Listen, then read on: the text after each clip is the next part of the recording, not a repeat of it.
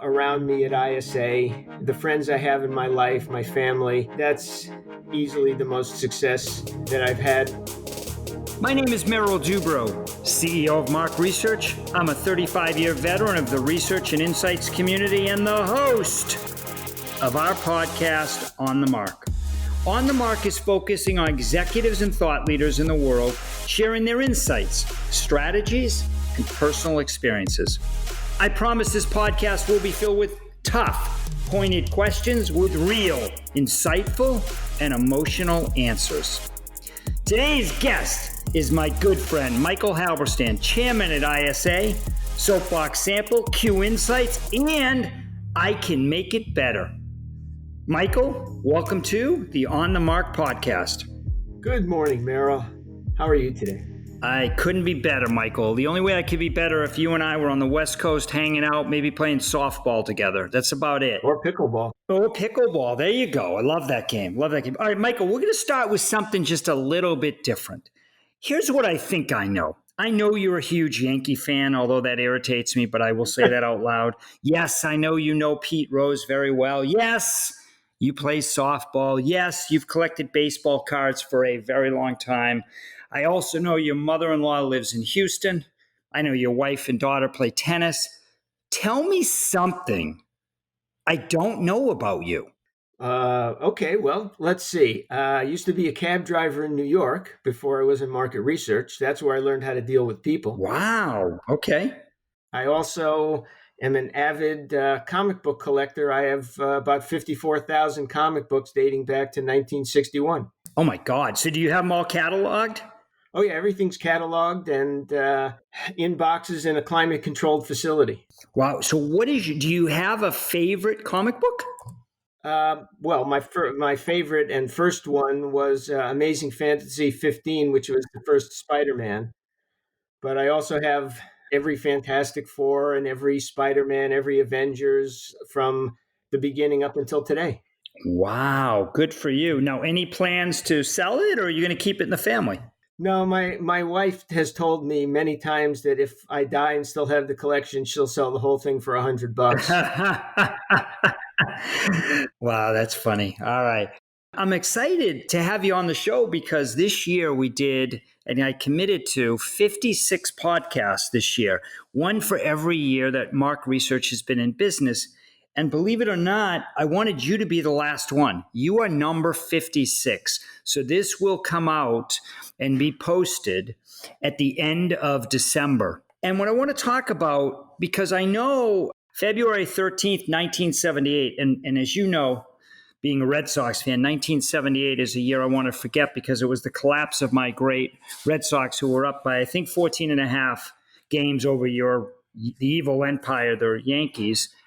But that's when you started in the insights community. So 42 plus years later, you're riding off onto that white horse in a few weeks. Yeah, it's been an amazing ride. I've been on many colored horses. White was just one of them. I started as an interviewer, and I was attending Fairleigh Dickinson University. I stopped in a mall one day. I actually had hair about 8 inches below my waist. I was a bass guitar playing hippie going to college, and somebody approached me to do a survey, and on the way out I asked the manager if they had any jobs open. She said to me, "Yeah, but you'd have to tie your hair back and put it in your shirt," which I did, and I became an interviewer at a company called Suburban Associates in 1978. Well, it's interesting because, and we have a lot of stuff in common. We both play softball. We're both competitive, both CEOs, both started as interviewers. And I did door-to-door interviewing as well back in the day. What do you remember about that? Back in 78 when you started as an interviewer and you cut your hair, what do you remember most about that time? I remember that there were no calculators. I remember standing in the mall. I remember doing door-to-door and having to deliver large sacks of fertilizer to people to try and have to carry them. I remember having to wear a shirt and tie every day back then. It was so interesting to me because I had never even heard of market research until I walked in the door that day and found that I had an an affinity for it that I really didn't have for anything else I had tried. I remember Suburban Associates, but I don't remember if this was the gentleman who was in charge at the time. Was it Bill Bartlett's company? I can't remember. Bill Bartlett, it was started by his mother in the late 50s. And I actually worked for Bill's sister, Julia Palazzo, first, and then Bill, who was head of the company. Wow, that's interesting. I think it's interesting to go back and to look at your career. I mean, 42 plus years. It's a long, long time, right? What are you most proud of that you accomplished? I'm very proud of the way that the people at ISA have grown over the years since the company opened. Some of them been with me 35 years, 30, 28, 25, and I've watched most of them grow from interviewer to senior vice presidents, and in some cases, become partners. That's been very, very satisfying to watch that, as well as watch them get married, watch them have kids, watch them move on to other jobs where they've grown even more, and then come back and say hi and tell me how much working at ISA meant to their careers and to their lives. Very satisfying and fulfilling. As CEOs, you and I, we make hard decisions. Wow. Definitely weekly, if not daily, right? What was the hardest decision you ever had to make in your career? The biggest one is firing a client that you really like, because there are times when clients do things, even though you like them, that are just not appropriate. Having to fire that client is extremely difficult. The other thing was when an employee had stolen from us. That was a pretty difficult time. I've fired a number of clients in my career, and I take it very seriously. And in fact, I fired a client in the last year, and I since I purchased the company from Omnicom about 27, 28 months ago, I fired two clients. One we actually brought back because they changed their leadership team, and it was about not treating the our staff with respect. They treated us like garbage. And finally I was fed up, and it wasn't something we were going to stand for anymore. And it can be challenging, and it's a serious, because look, you know, ISA reports back, obviously you report into Sackman, you report into Lieberman, right? And you have financial responsibility that you've got to be accountable for. And if you get rid of a client, that makes your life a little bit more difficult in some ways, right?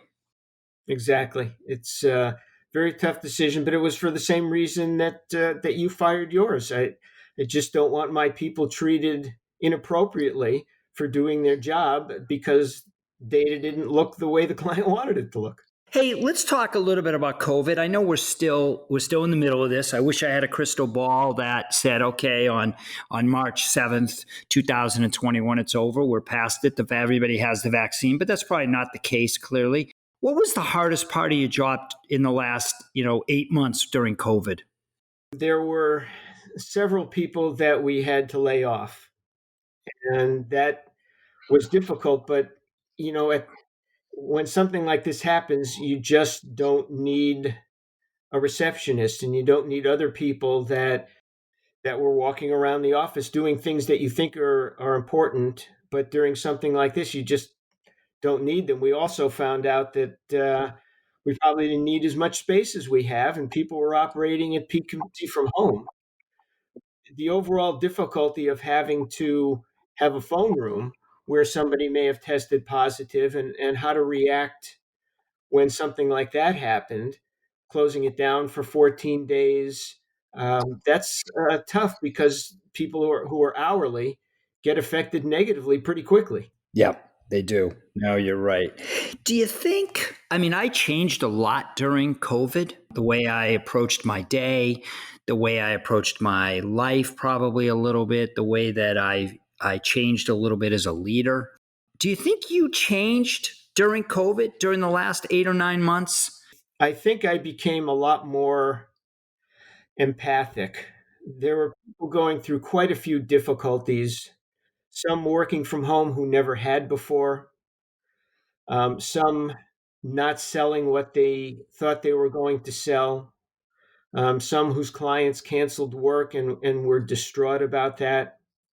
And I had to spend a lot more time. I would every across the course of every month, I had a complete list of every employee, not including interviewers, but all the supervisors, all the managers, and I would call every single one of them and ask how they were doing, and just make sure that they were in a good place and that they understood that the company was there and the company was behind them.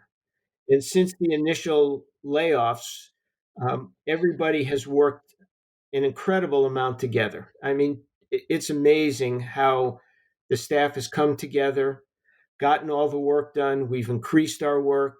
I think they believe very strongly that what we've done has helped them maintain their job and keep the company going through an extraordinarily difficult time.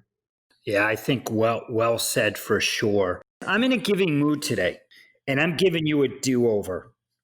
You were in the industry for 42 and a half years, 42 and almost 3/4 years, whatever it is. I'm giving you a do-over. Something that you decided to go left, well, now you're going to go right. What's the do-over? What are you going to do a little bit different than something you did years and years ago? You're giving me a do-over. You thought this was going to be easy, Michael. You know, we don't. I know. You told me it was going to be fun and easy. Now you're making me actually work Well, at it. let's go. I'm doing a do-over. Come on. I probably would have accepted the initial job that I was offered at Lieberman sooner than I did. When I was first offered the job, it took me probably 6 weeks to say yes. And that was because I had never really moved for a job before. Moving across the country where I had no friends, no relatives, no support system was frightening to me at 26 or 27 years old. And it just took me a long time. And the person who made the offer to me kept on calling and saying, "Hey, we really want you." And I probably should have just done it after the first week. And I look back on it now and feel bad that I strung her out that long. And it took me that long to make a decision because these days I make decisions relatively quickly with a lot of good information, a lot of good people. And back then I just should have jumped at it. And listen, you've obviously accomplished a lot. You don't get to the C level without being a hard worker, having an amazing work ethic, being ridiculously intelligent, being a people person, being a great leader. But listen, I know a lot of people helped me along the way, and I got to believe a lot of people helped you along the way, mentors and such. You know, who did help you? Who do you look up to? Who were some of the mentors that helped you along your 42 plus year career? Well, the first one is Arnie Fishman, who was the founder of Lieberman. And then, of course, I've had great respect for Tony, my partner at ISA, for Bill and Julie at Suburban Associates, Mike Liebergall, who used to be at Lieberman. Dave has been fantastic. And even Cy Lieberman, who was the founder of the Lieberman group in the 60s, was extraordinarily helpful when ISA was founded and people to talk to. And he had all this experience. And it was just very, very nice to somebody who was young and didn't know what they were doing. Yeah, it's a good list. It's a good list. I remember my dad taught me this in college. He said, an opportunity is about two things. It's about recognizing it's an opportunity, and it's about being able to do something about it, right? And it always stuck with me. Was there any advice that somebody gave you in college or high school that really stuck with you during your career? My dad's advice always was, and this was echoed by my father-in-law years later, was when you're working, you have to treat the money as if it was your own. And that guided me whenever I was making decisions on behalf of the company, even though I was a partner, all the money wasn't mine. And there were a lot of other people involved, but treating the money as if it were your own has always made a difference. Everybody defines success a little bit different, right? Some people can define it by money, Other people can define it by happiness. Other people can define it by title. How do you define success? Oh, that's an easy one. The Oh, success in the world. finally, Jesus. I gave you hey, Michael, look at this. It took me 16 minutes to give you a softball question. How about There you go. I thought you were going to ask me what my favorite bagel was. Well, you know what? I may do that. The success is fairly easy. It's the people around me at ISA, the friends I have in my life, my family. That's easily the most success that I've had. And I can point to, 20 different people at ISA who are doing fantastic because of the company. And that's where I think our greatest success is. There's all these things, all these strategies, activities, decisions we all made prior to COVID, right? One of the best decisions I made, whatever, our leadership team made was diversifying our client base, number one, really going deeper and wider within that, making sure that companies we weren't pigeonholed, and making sure our clients used us for both qual and quant. And they use this for segmentation studies and concept testing and brand health studies, et cetera, et cetera. And also just opening up a few new verticals that really helped us to get through the pandemic. Was there a decision you made 3 years ago or 2 years ago that really helped you and the company get through COVID? Well, the decision we made was a lot longer ago than that. Was in 95, 96, where we decided to diversify outside of just Caddy. We were doing Caddy and multicultural, and we decided to buy what was then a different name, but Q Insights, and then go into Panel with Soapbox Sample, and then buy I Can Make It Better. And along the way, a number of other things that have helped us. So it was the diversification, the same as you've done, that has helped us along the way. We couldn't survive if we were just doing Caddy anymore. Yeah, no, it makes sense for sure. Diversification is really, I think it's what really saved a lot of companies, including ours. Let me ask you this in closing, 42 plus years, Michael, think about everything you've gone through. What do you want to say in closing on the podcast before I say goodbye formally for all the listeners? I would love to, and thank you for this. I appreciate all the friendships that I've made in the market research industry over the years. I don't know another industry where I could have existed for so long without ever working for a large corporation, without ever having a resume, where I could have met so many amazing people, such as yourself and other people that work for Mark and the people at ISA. Just incredible. I mean, you've been in the industry 35 plus years yourself. Where else could we have met this kind of person that we could have made a career with and enjoyed so much of our time? You're right. As you know, because we've had so many discussions over the years, that I put a high value on family and friends. And it really is an honor and a privilege to call you a friend. I've gotten to know you over the past X amount of decades, and I know that my life is better for knowing you. And the same is true for all the people that you've touched in the Insights community. You're a special guy. You're somebody who always is positive, very intelligent, you're very giving. And on behalf of the entire Insights community, I just want to say thank you. Thank you for everything you did. Thank you for taking care of everybody. Thank you for giving back, because it's really an amazing situation to be in, to know that you did it the right way. Not everybody does, Michael, but you did it the right way. And so I thank you. Thank you. I appreciate that. Thank you. And the correct answer is cinnamon raisin bagel.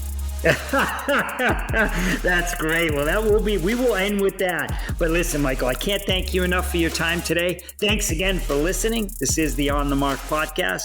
My name is Merrill Dubrow, and you've been listening to Michael Halberstam. Have a great day. Thanks.